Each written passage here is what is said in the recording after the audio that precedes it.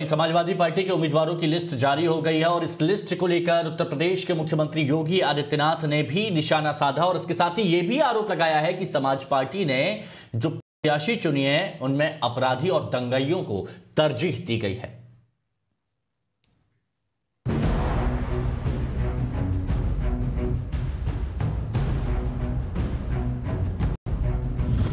Samajwadi party गठबंधन के उम्मीदवारों की पहली लिस्ट आए 2 दिन से ज्यादा हो चुके हैं, लेकिन उम्मीदवारों की ये पहली लिस्ट अखिलेश यादव के लिए मुसीबत की बड़ी वजह बन गई है। उत्तर प्रदेश के मुख्यमंत्री योगी आदित्यनाथ ने समाजवादी पार्टी की पहली लिस्ट को लेकर निशाना साधा है। योगी आदित्यनाथ ने आरोप लगाया है कि समाजवादी पार्टी ने पेशेवर अपराधियों और दंगाइयों को टिकट दिया है। समाजवादी पार्टी गठबंधन की जो सूची आई है उस सूची को भी सबने देखा है। कैराना में हिंदू व्यापारियों के पलायन के लिए जिम्मेदार लोगों को टिकट देना, मुजफ्फरनगर के दंगाइयों को टिकट देना, बुलंदशहर और अन्य लोनी में हिस्ट्री सीटर को, पेशेवर हिस्ट्री सीटर को और अपराधियों को टिकट देना, इस समाजवादी पार्टी और गठबंधन के चरित्र को उजागर कर देता है। इन पेशेवर अपराधी और माफियाओं को सत्ता में ला करके सत्ता को शोषण का प्रतीक बनाना, यही इनका सामाजिक न्याय है। योगी आदित्यनाथ का यह आरोप यूं ही नहीं है। शामली जिले की कैराना विधानसभा सीट से समाजवादी पार्टी ने मौजूदा विधायक नाहिद हसन को फिर से टिकट दिया है। नाहिद हसन पर कई आपराधिक मामले दर्ज हैं। नाहिद पर गैंगस्टर एक्ट के तहत भी केस दर्ज हैं। नाहिद हसन कई दिनों से फरार चल रहे थे। टिकट का ऐलान होने के ठीक एक दिन बाद शनिवार को ही पुलिस ने नाहिद को गिरफ्तार किया और गिरफ्तारी के बाद उन्हें 14 दिन की न्यायिक हिरासत में भेज दिया। समाजवादी पार्टी की लिस्ट में नाहिद हसन तो एक नाम है, ऐसे कई नाम हैं जिन पर आपराधिक केस दर्ज हैं।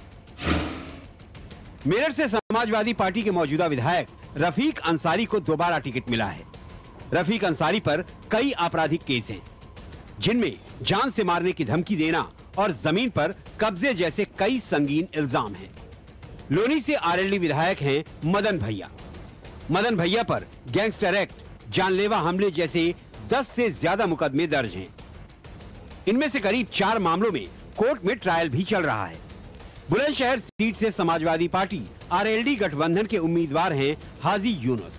हाजी यूनुस पर हत्या, लूट, गुंडा एक्ट और गैंगस्टर एक्ट समेत 23 केस दर्ज हैं। गाजियाबाद के साहिबाबाद से उम्मीदवार अमरपाल शर्मा पर भी कई आपराधिक केस दर्ज हैं। 29 उम्मीदवारों की लिस्ट से ये कुछ नाम हैं जिन पर संगीन आरोप हैं। आज जब अखिलेश यादव प्रेस कॉन्फ्रेंस करने सामने आए तो उनसे पत्रकारों ने नाहिद हसन की गिरफ्तारी को लेकर सवाल पूछा, तो उन्होंने साफ कर दिया कि वो नाहिद हसन के परिवार से ही किसी को टिकट देंगे। हम सब साथ आए और भारतीय जनता पार्टी की जमानत जब्त कराएं और लखनऊ और दिल्ली के झगड़े में सोचो, अभी तक तो मुझे यह लग रहा था कि डबल इंजन की सरकार, इंजन एक दूसरे से टकरा रहे हैं। कभी कभी लगता था कि दिल्ली वाले, लखनऊ वाले एक दूसरे के इंजन के पहिए खोल रहे हैं।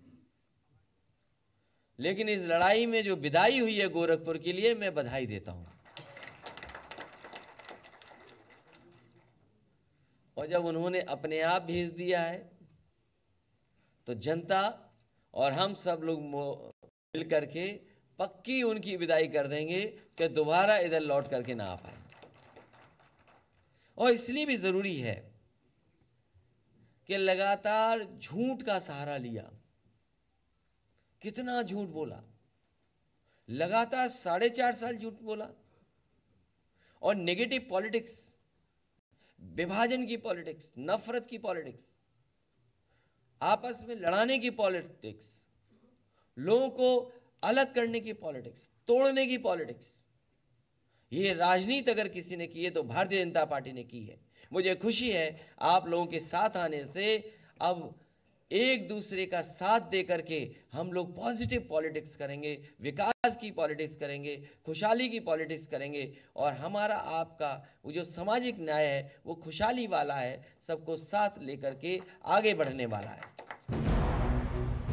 फिलहाल अखिलेश यादव के चेहरे से साफ है कि फर्क नहीं पड़ता कि टिकट पाने वाले उम्मीदवार पर कितने केस या आरोप हैं।